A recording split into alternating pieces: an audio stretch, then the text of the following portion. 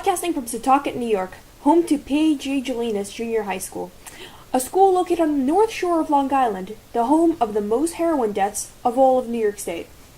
This is the My Parents Are Sleeping and It's 2 a.m. show, a specialty podcast about drug issues. My name is Agatha Coroner Olga, and I'm your host. Welcome! How do you think opiate addiction happens? Is it a misuse of prescribed medication, or is it a multi-billion corporation taking advantage of doctors and consumers? How did this problem manifest? Honestly, we shouldn't play with fire, let alone prescribe these addictive substances to teenagers who we all know shouldn't have anything that gives them an effect like opiates. We shouldn't provide business for these corrupt drug producers, and we shouldn't stand by and let this epidemic take away our community. First, let's talk about the basics. Opiates are more commonly known as painkillers. Opium is derived from unripe poppy seeds. Heroin, Vicodin, and Oxycodone are called semi-synthetic opiates, which are stronger than natural opiates. Natural opiates include codeine, opium, and morphine. Recently, however, a new craze has been spreading, especially on Long Island, about a fully synthetic opiate called fentanyl. Imagine 1 grain of salt. Now imagine 2 of those. That amount of fentanyl can kill you. Although this drug is extremely dangerous, it's still prescribed, and dealers are now adding it to heroin to make heroin stronger and cheaper.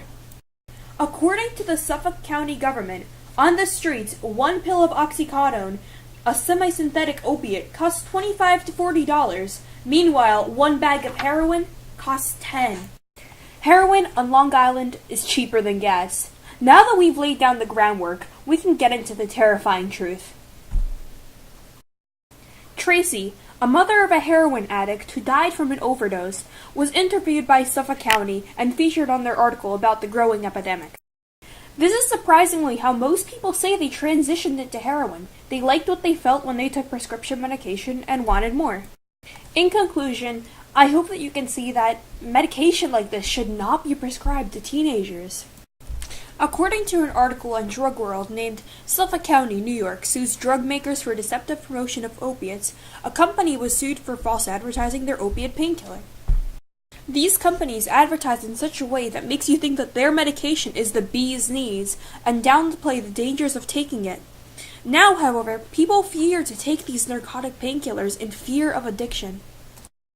When Purdue Pharma was sued in 2007 for misleading doctors, regulators, and the public about one of the opiates, Oxycontin's, addictive properties, they pled guilty. An article called Lawsuit Mounts Against Opiate Makers, published on the Suffolk County News, states, in Suffolk County, deaths from Oxycodone, which are 33% of opiate-related deaths, nearly doubled between the years of 2007 and 2011. I wish this lawsuit happened sooner, but sadly this isn't the first time in history that it happened. According to Narcanon's History of Heroin article, heroin was first introduced as a non-addictive painkiller substitute to morphine. Boy, were they wrong! But companies don't want you to know the negative side effects of their medication, so read all the instructions and please take your medication properly. Medication, painkiller or not, shouldn't be taken for no reason, as they, as history has shown, could turn out to be destructive.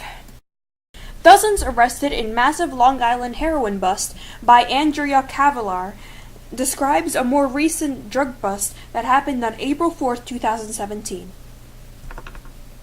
The police took 36 people into custody. This recent event shows that heroin isn't a figment of imagination from the past, and it's happening right here, right now. If you or a loved one is struggling from opiate or heroin abuse, call 1-877-978-1049 to save your or a loved one's life.